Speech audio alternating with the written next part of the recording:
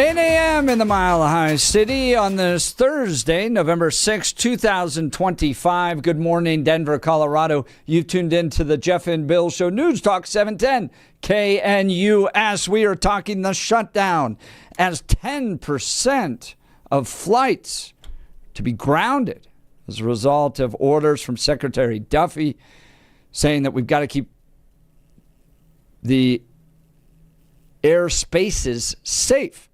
So 40 locations across the country could see a reduction of 10% in their flight capacities. Who do you blame for all this?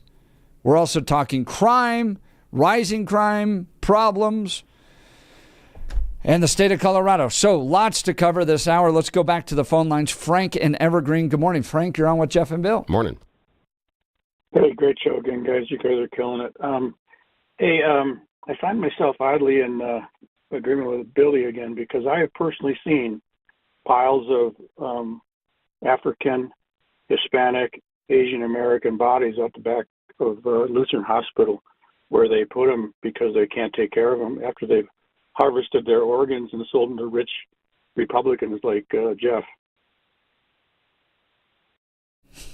What?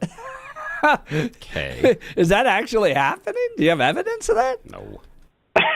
No, it's not happening. You guys are funny. No, it's not happening. I'm just too naive. But I was like, Jeff, whoa. I gotta say, Jeff, did you take an extra testosterone pill this morning or something, man? Something's going on. You want to know what's happening? All right, in all candor, all confession. You want to know what's happening? Yeah, we got to hear this. I'm reading von Mises and Socialism. I'm getting radicalized as a free market Austrian economist. I'm so tired of the central planning. I mean, if you look at our country, I'm watching Democrats celebrate this LL and MM thing. Look how many kids we feed. How many kids we feed. And I'm sitting there going, at any other time in American history, they'd look at the government having to step in and feed so many kids and go, what the hell's going on in that state? But like we march around with this like big little compassionate sign. Look how compassionate we are. There's so many kids that our state feeds. No one's going, it's so damn expensive under progressive leadership in this state that we're required to have the government feed our kids. That should be shameful. We should hang our head in shame over that. Sorry, that's why I'm so fired up. I'm becoming an Austrian economist. Democrat voters don't even see it. Perfect example is Obamacare. Yeah. It was going to solve the world's problems, and here we are, 2 to 3 times more expensive than it was. It's just the whole thing's absurd. And Frank, I would disagree with you. It wasn't supposed to. Another trillion. Frank, it wasn't supposed to solve all the problems. And if we want to talk about the entirety, I understand the facetiousness, but if we want to understand the entirety of it, realize that what the Democrats passed under Obamacare has been functionally eroded in many places by the Republicans and done on purpose. Yeah. And so then when you turn around and go, look, what we helped break doesn't work anymore. I'm sorry. It's like watching the kid that takes their big wheel, runs it into the wall, and then is surprised that it's broken. The Republicans jumped on that big wheel and ran it into the wall as many times as they could, and now they're complaining that it doesn't work right. They helped. I would expect nothing less from you, Billy. But here's the thing. The Republicans and Democrats are supporting their base. I remind you of George Bush Sr., who said no new taxes. He bent over to the Democrats, gave them their new taxes, and he was a one-term president. If the Republicans bail on this and kick in another $1.5 trillion for no reason, they're going to be going downhill. So they've got to hold the line, and the Democrats are doing the same thing. They're playing to their base. The base for the Republicans are working people like me. The base for the Democrats are people who sit around watching Oprah on the couch all day. And, they're both playing to their bases. The rest of it is just mumbo jumbo. I'm not certain about that because last time I checked, it's not only people in blue states that are receive subsidies under the ACA and receive health care. It seems to be across the spectrum, unless you think that it's only Democrats in Arkansas that then sign up for the ACA, if that's your premise. What do you got against Arkansas, man? Arkansas is a cool state. I'm just using that as a red example. I'm just saying that there are people that are signed up under the ACA in Arkansas. No, it's just a red state. And the what you were saying is they're playing to their base. So I'm curious about how much of that Democrat base do you think is in Arkansas? Do you think that only the people under the ACA in Arkansas are the Democrats? Or is it something else? Is it more blended and more nuanced than something that's black and white? Well, when I say there's no absolutes, I mean, people are bleeding off on both sides. You know, I mean, there's definitely, I would think there's Democrats and Republicans who, and of course, now we're talking about, after we talk about those voting blocks, you got to talk about the people in the middle. People in the middle, I am, just for the record, I'm not a Republican or a Democrat. I'm in the middle. And if Trump bails on this, or if the Republicans bail on this, they'll be heading downhill, just like Bush Sr. did. Yep. And Frank, I'm with you because look, here's the bigger thing that frustrates me in all this. The government shutdown's one aspect of it. Mondani and his election in New York's another aspect of that. LL and MM.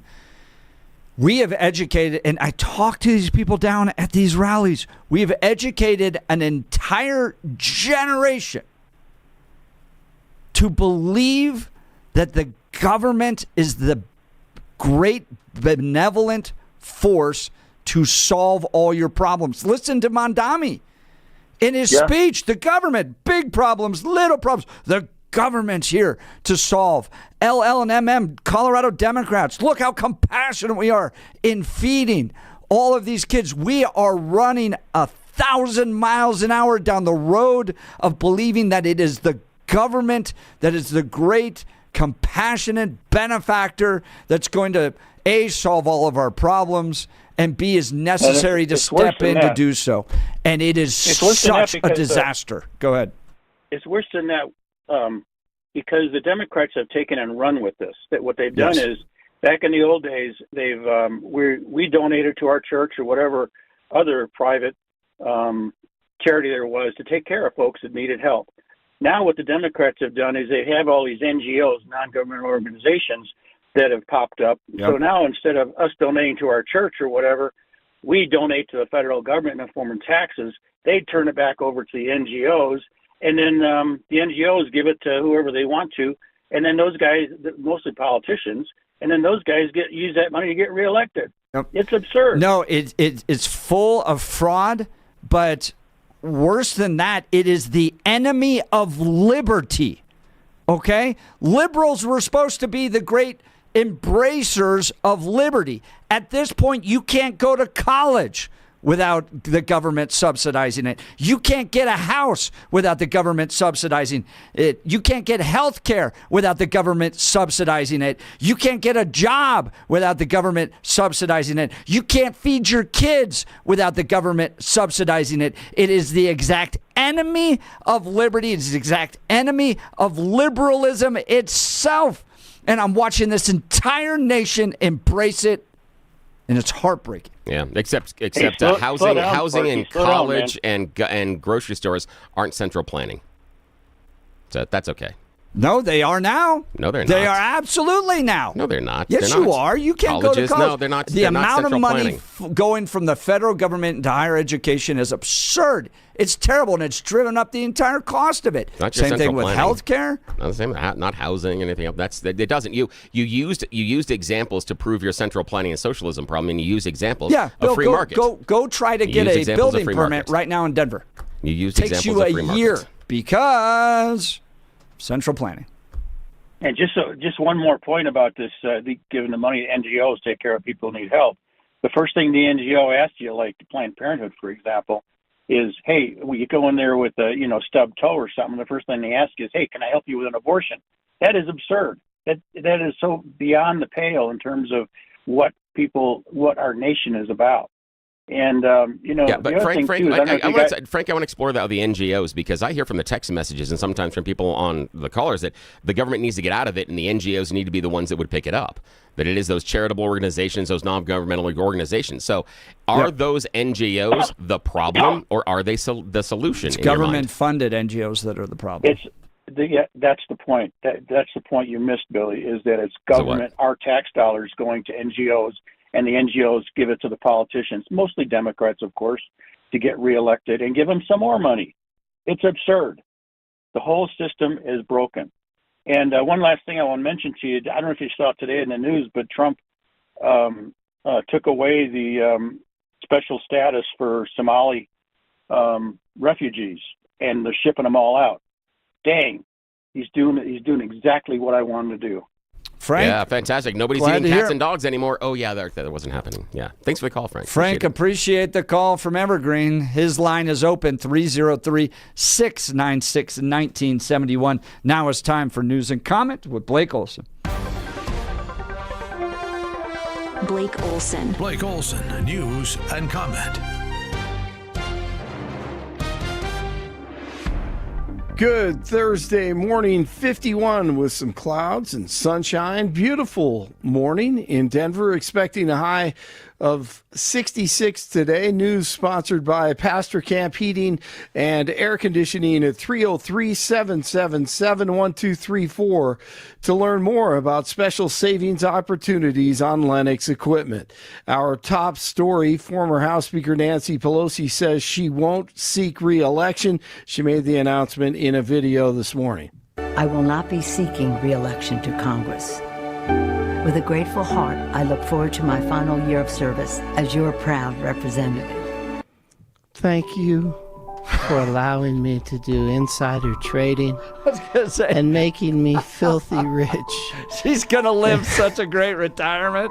Yes, she is. She's going to wipe her tears with billion-dollar bills, basically. Yes, so rich. Off the backs of us. Pulling off the January 6th FBI tour of the Capitol. She's been an impact in our society. She's been in politics for nearly 4 decades, Jeff, representing San Francisco. She's 85. And 85? 85! Good night. But she looks so good! Here's one of her greatest... Did she have to fly commercial this last few years of her life? She did have the jet. That's a good question. But I guess when she went back, she had to fly commercial. Or did she have her own? I don't believe that. Yeah, I don't believe here's one of her greatest moments, though. This is the best. Congresswoman Pelosi, are you at all concerned that the new January 6th committee will find you liable for that day? Are you at all concerned about the new January 6th committee finding you liable for that day? Why did you refuse the National Guard on January 6th? Shut up. I did not refuse the National Guard. The president didn't send it. Why are you coming here with Republican talking points as if you're a serious journalist? The American people want to know. We still have questions. Thank you. She is horrible. Thursday night football at Mile High tonight. Her music on that was absolutely hilarious. That was it reminds me of those piano. like in the arms of the angels, like they. I can't wait to watch CNN today. See ya, Nancy. Yes, see ya. Yeah. I guarantee you the next person will be worse. It's hard to imagine, Absolutely. but the Democrats have become so socialist. Yep. That the next person is just going to be like a Mondani. Oh, yeah. Alkalite. Ilhan Omar. Yep. Thursday night football. Tonight at Mile High Stadium, Bo Nix and the Broncos go for 7 straight wins at the stadium. Bo knows the team, and Bo knows Bronco fans. City and fans, this is been playing these teams for a long time, so a lot of rivalries, and these are the fun ones, and it's like playing a conference game in college. These are the ones that you look forward to. These are why you're a Bronco, to beat teams like this. But just like all the other ones, it's not going to be easy. We're going to have to play really good. And Yep, absolutely. Hopefully it doesn't come down to a field goal again. Flights at 40 airports across the country will be reduced by 10% starting tomorrow, according to Transportation Secretary Sean Duffy. It's due to the Schumer shutdown, of course. The death toll in Tuesday's UPS plane crash in Louisville now stands at 12. Evidently, there was maintenance on this plane. Just saw the story scheduled They had it for at least a month, September 3rd through October 18th. It was grounded in San Antonio. Fuel tank needed permanent repair is what the story said. Just a sad story. The NTSB said ground video appears to show that the left engine detached from the wing just before the plane went down. 47 said that Kamidani's victory speech was angry. Yes, it was, especially toward him. Small business owners in Manhattan, all colors, all sizes, all religions, everyone represented, all backgrounds, say that they're not happy. Did he win, by the way? He won. They chose a knucklehead, so we're going to pay for it. What happens if he opens up the government-run grocery stores? I'm not with it. Oh, you don't like the government-run grocery stores? No. $30 minimum wage. Can you explain how that might affect businesses? We're going to hell. It's be over. How are they going to make payroll? It's just about all the policy that he's trying to do, increasing the workers and the taxes. It's not good. The minimum wage doesn't help the worker. It just helps the system. Pay more money, more taxes, prices go up. Overnight, half of them will go out of business. Well, I'm in a blue state, I'm sorry, but I've been red my whole life. Democrats always ruin, steal, rob, and lie. Any thoughts on having him for 4 years? What I can do is just swallow and try to face it, but it's not easy. We're cooked. We're on the way to becoming a communist state. The city's in trouble. They're in trouble. Good luck. Yep, they know. The business owners know. Charlie's assassination has affected millions of people, including Jesse Waters. My life has changed since this happened. The country has changed since this happened. And you can't not feel that. Everyone feels it. I know you guys feel it too. And it's something that you have to nourish like a flame and protect and keep. Because that spirit of Charlie Kirk is still alive in all of us and still alive in the country. He said that his relationship with Jesus is stronger after the assassination. Still a lot of questions to be answered about the assassination. Nikola Jokic last night, another triple-double, 33, 15, and 16, 5 triple-doubles this season. Just some incredible passes. Had one behind his back again, bounce pass in the lane, and then this one.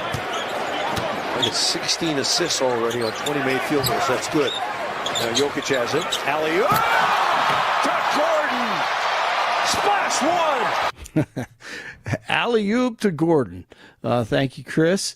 Marlowe, Heat head coach Eric Spoelstra arrived back in his home in Miami this morning after the game, and then a portion of his house burns to the ground. He's had some remodeling done to the $6 million home, but thankfully no one was hurt. Investigation underway. A couple of weeks ago, after the CU Buffs were destroyed by Utah, this just came out yesterday, Deion Sanders demoted offensive coordinator Pat Shurmur. So he did not call plays last week for the Buffs, took away play calling duties. He did that a few years ago to offensive coordinator Sean Lewis, who's now 7-1 at San Diego State and the head coach there. But play calling doesn't help tackling, I will say that. Sad news in Dallas. Cowboys' Marshawn Kneeland has died at the age of 24. The organization did not provide a cause of death.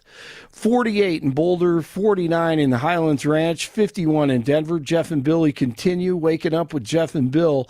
Blake Olson, News Talk 710 KNUS. We won't be quite as warm as yesterday, but still very mild for early November. As highs will be upper 60s to near 70, sunny to partly sunny skies, breezy southeast winds, lows tonight in the low to mid 40s. Partly cloudy, breezy, winds picking up tomorrow afternoon, particular highs in the 60s, clear Thursday night, colder, lows lower 30s. Then we're looking at just 50s and lower 60s for highs Friday, upper 50s Saturday, Friday and Saturday cooler as a Pacific front comes through, gusty winds as well. Meteorologist Don Day in the 710 KNUS Weather Center.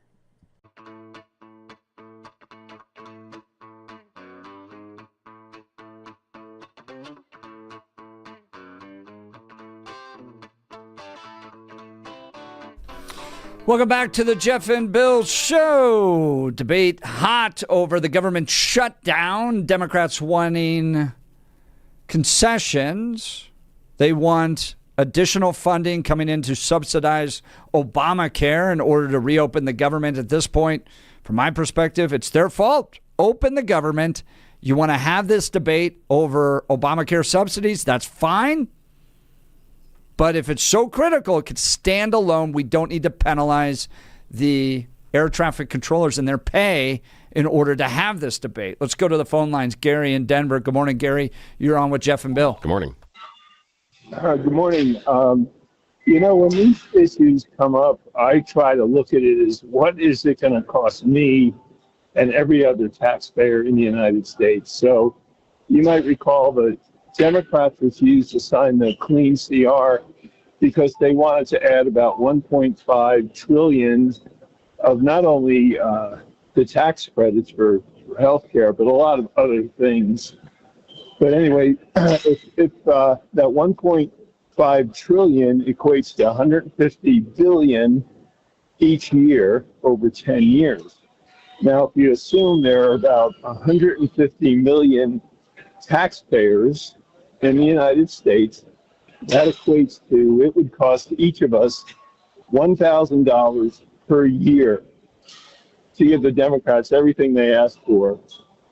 So to me, that's worth agreeing to, at least for a year or two, to solve this immediate problem. $1,000 per year. That's $100 per month to help these people with their health insurance. To me, that's such a small amount. I'm perfectly fine with it as a temporary 1 or 2 year solution. Similar to, we give earned income tax credits of $2,000 per child, which is more than what this would cost us. So for me, I need to boil down every issue down to what does it cost me each year personally. What do you think about that analysis? So you're okay. And I don't know this analysis to be correct, but let's just assume it is $100 per year or per month? Per year? It's $1,000 per year. $1,000 per year out of your pocket just for the healthcare stuff. Okay. No, not just for the healthcare. That would include all the other things that the Democrats asked for, that understandably the Republicans are objecting to, and it was 1.5 trillion. I'm just using worst case. It would be $1,000. Yeah, and how much per year do you already pay in taxes? I pay about $31,000. That's to federal? Yes. Yeah. So another $1,000 you're okay with? Yes. That gets the government opened in your mind? Yes, that's what the Democrats are asking for. And let me explain this. If these people go uninsured and they go to a hospital, they'll be taken care of, and those costs will be passed on to us in the form of premium increases, which in my view would probably increase more than $1,000 a year.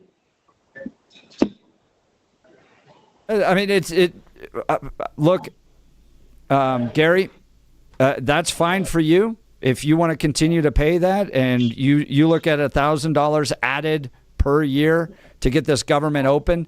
But I will promise you this, Gary, it's never going to go in the other direction. Well, but you ignored the last point that I made, that if we don't do this, our premiums, yours, mine, everyone's premiums will go up because of the uncompensated care that they receive.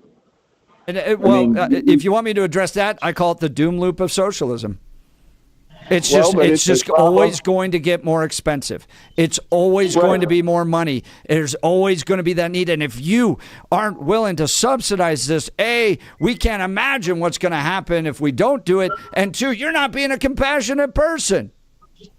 Well, and again, we've now created dependency on central planners and high taxes in order to fund a system that is going to perpetually get more expensive, and the quality of care is going to go down.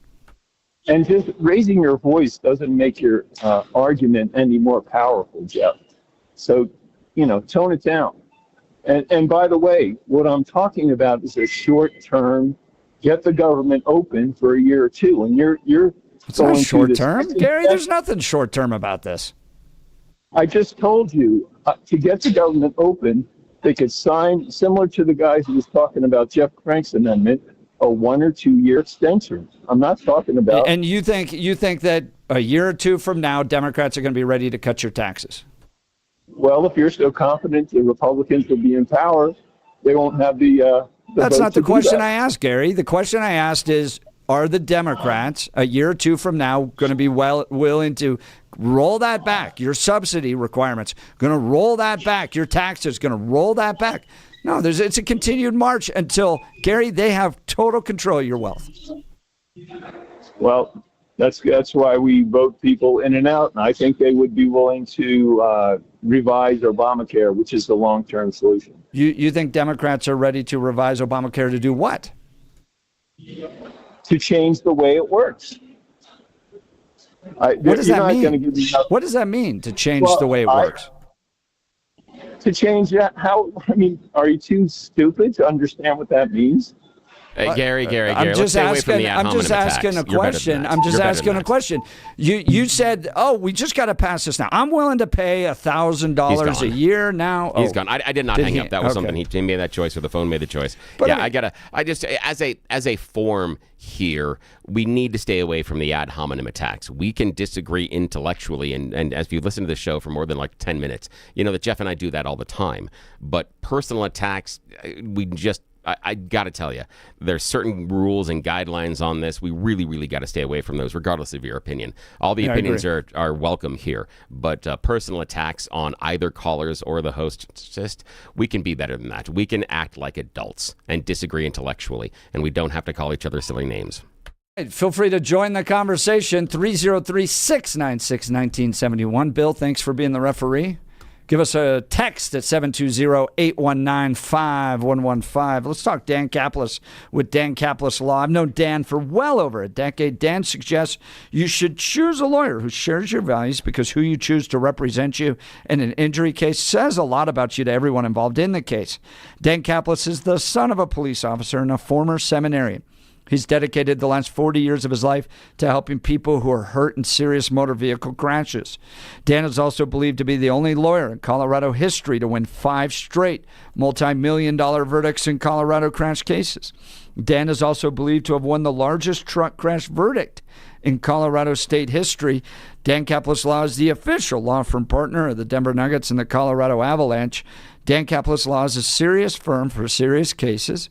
Dan accepts righteous injury cases on a percentage fee basis so that he can represent good people from all walks of life without regard to ability to pay. So if you need Dan's help, give him a call. Here's the phone number, 303-770-5551. 303-770-5551, or hit dancaplisLaw.com. That's Dan, C-A-P-L-I-S Law.com. Phone lines are hot, filling up. We'll continue. You're listening to The Jeff and Bill Show. This is Denver's Talk Leader, News Talk 710, KNUS.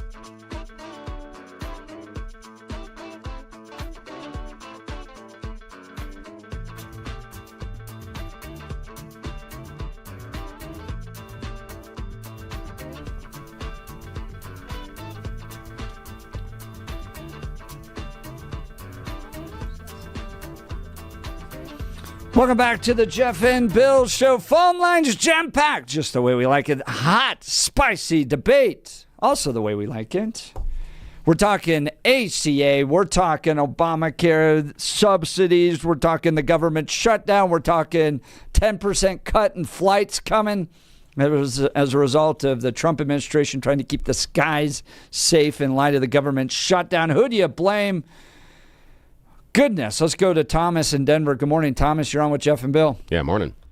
Hey, good morning, Jeff, Billy. Hey, I went online and just got a couple of stats, and there's about 27 airlines out there at DIA and approximately 34 controllers. These airlines, I mean, they're losing millions, I would assume. If that happens, if they shut down, I would think that all the airlines go into a conference center there and just say, hey, let's pay these controllers. And once the government opens back up, send the bill to the government, and the government compensates them back. And everybody's flying and everybody's safe. And they could do that all over the country, Tom, why don't we just privatize air traffic controllers? I mean, this is why I get so frustrated when we put things in the hands of the government, is you're handing things that are so critical to some of the stupidest people in our communities that we don't even like. We complain all the time about how nobody can get anything done. And then we take things like our air traffic controllers and go, yes, you should be run by the government, managed by the government. We don't do that with our pilots. And they're perfectly fine. They're safe. They're up there. We don't require the government to pay our pilots. Well, I'm just saying, get the planes in the air, and then they can have that other discussion about how they're going to revamp the whole system. In the meantime, if they start shutting stuff down while the country's shut down, there's product that needs to be moved and flown around and medical stuff. But once the government is open, they can have that discussion. I'm just saying today, let's pay Rick and Sally that are up in the tower and we'll get that money back once the government reopens. Yeah, see, I think, Thomas, there is an argument to be made that in this case, maybe some of the private air carriers can foot the bill for air traffic controllers. But again, I don't know profit margins, etc. And then we're also dependent upon those people in the corner C-suites to be generous with the largesse, which I'm not convinced they're always going to. But I want to go a little bit larger and kind of that 10,000-foot view and talk to you and Jeff and ask, if we privatize the air traffic control industry, what does that look like? And what I mean by that is, are we looking at creating one large private company that's going to do it? Are we going to have more small companies? And if we're doing it for profit, what do we do about smaller and more rural airports, which would be the ones that would be the least profitable and least likely to be able to afford that type of a private service? What does it look like in our minds? I'm not quite sure, but I would think that they would probably be a union, and everybody joins the union that's an air traffic controller. And, I guess. Well, because I'm a passionate believer in the free market, I think quality would improve, because you'd have companies that need to provide quality air traffic controllers competing with each other for those bids. And I think communities would be willing to pay for higher quality air traffic controllers. But look at what we do with our airlines, right? If you want to fly a really nice airline, you're welcome to do so. You want to fly more of a discounted airline, you're welcome to do so. And they all have to hit certain standards, but there's choice out there. And it works just fine. Oh, good. I'm going to fly into the discount air traffic control airport. Sure. Yeah. I get on discount. I get on discount airplanes all the time. That's great. I get on discount airplanes all the time. How often do they crash compared to the more expensive ones? I'm talking about the people that are in charge of telling the planes where to go. But you have a perfect example. You have a perfect example of a free market working and people are perfectly safe. You're saying that it's a free market working and people are perfectly safe. Are you saying that today, or are you saying if they revamp the system? I think today, right? I mean, imagine if we had pilots that were paid for by the government, and I'm going, let's just privatize the pilots. You guys would be going, no, we can't imagine discounted pilots. What? Flying for discounted airplanes? That'll never work. And I'm showing you it works perfectly fine. In fact, you have more people traveling via airlines than at any point ever in world history. And oddly, those government-paid air traffic controllers keep everybody safe too. Those non-government paid pilots get them there just fine. Oh, yeah, I'm not talking about the pilots. I mean, we're talking about the controllers. It's, they're overworked, and, if they're not in the tower, they're saying that they're going to stop the flights of 10% of the airlines. That's what I'm saying. Yeah. Hey, Thomas, I want to go another larger question with you because we got to wrap this up and move on to a different call. But just as a last thing here, when we talk about the idea of people not getting SNAP benefits, people not getting health care, and now we're restricting airline flights, I'm of the opinion that both parties are trying to hold the American people hostage in this negotiation. Do you agree with that general sentiment? Do you feel like the American people are being held hostage because of our politicians, regardless of agree or disagree with who's responsible? I'm just talking about the function of what's happening. Do you share my feeling that as a community, as a country, we are being held hostage because our people in Congress won't get along? Well, I think we're being held hostage because of the actions of the politicians. I mean, I don't think that we would be in this position if they never let 20 million people in, because that stressed the entire system, the school system, the medical system, all of it, the SNAP system. They're trying to figure it out. We're trying to figure this, catastrophe out. Yeah, I appreciate that, Thomas, but a lot of those illegals that you cited weren't necessarily eligible for those federal programs. There are portions of people that qualify, but that's not the entire growth area as far as what's going on. But I appreciate that. But I think both sides just aren't getting along and don't want to play together, which is silly. His phone line is open, 303-696-1971. Let's go to Brad, Highlands Ranch. Good morning, Brad. You're on with Jeff and Bill. Morning. Good morning, gentlemen. So I just want to jump right in with the shutdown. Has a shutdown ever worked for either side? The answer is no. Oh, yeah. I guess the issue for me would be how you define worked. I'd have a hard time getting to a place in when it did work. Has anyone who's put their foot down gotten their way?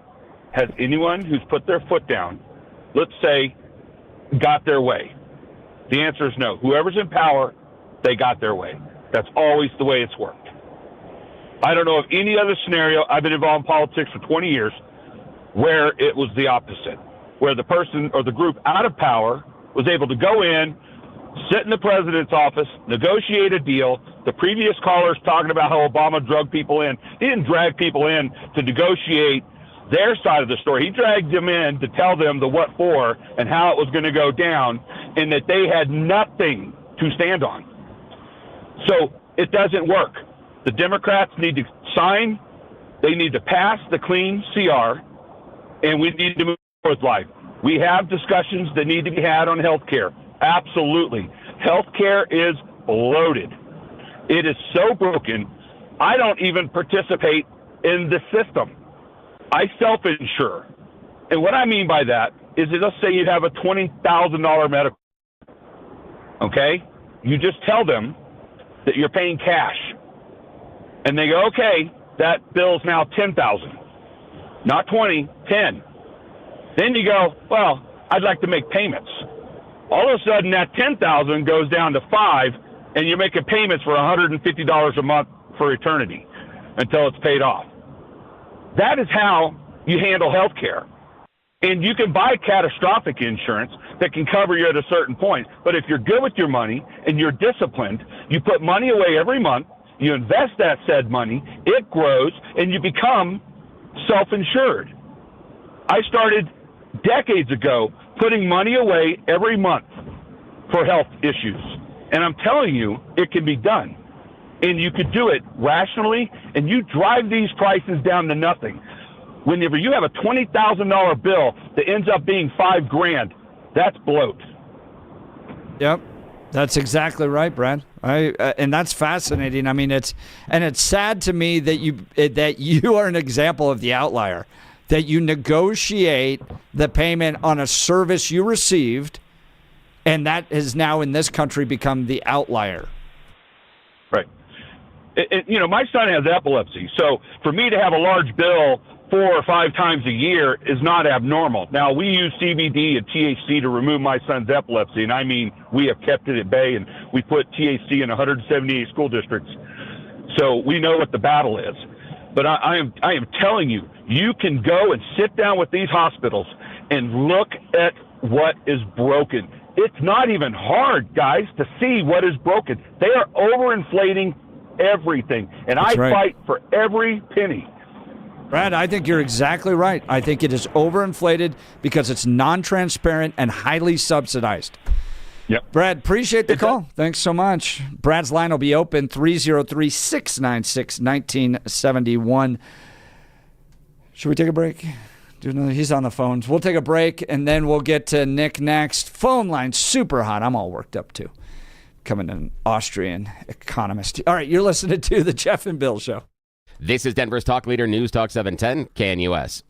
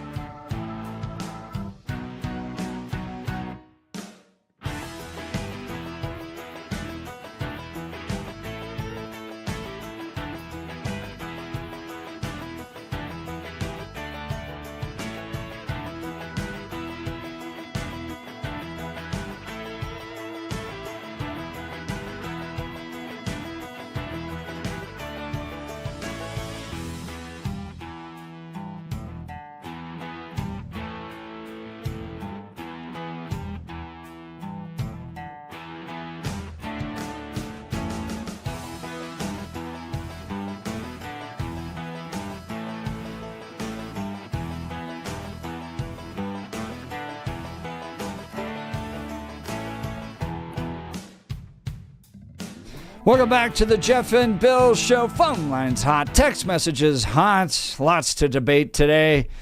ACA and the budget. We're debating that because those are kind of the core disputes, keeping the government shut down. Who needs to give in here?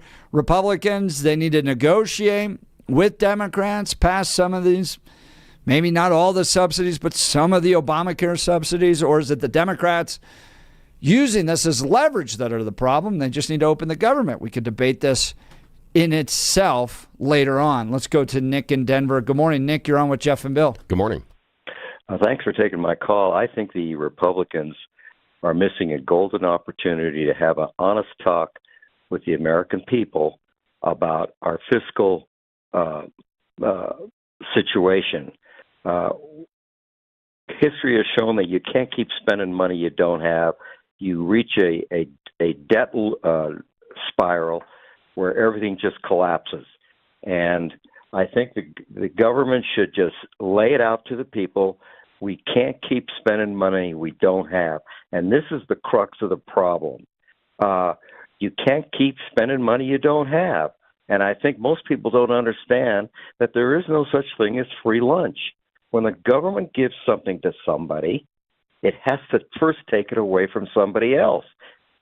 It's that Nick, simple. You're so right, but here's the problem I have with it.